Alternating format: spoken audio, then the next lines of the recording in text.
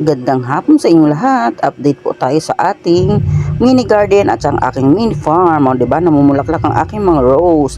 Napakalandi ng aking mga bulaklak talaga. At update din po tayo sa ating mga gulay. O, ang ganda ng bulaklak, o di po ba? Ang aking sili ay namumulaklak na rin. Natakot sa aking sinabi, o di ba? Yan, tignan nyo ang aking mini farm.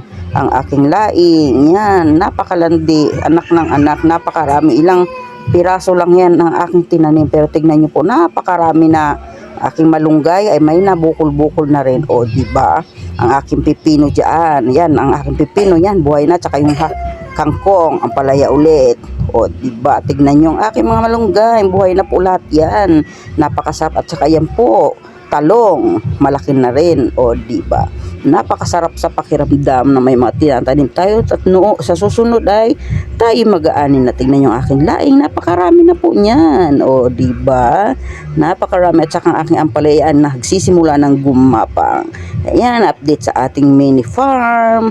So yun lang po.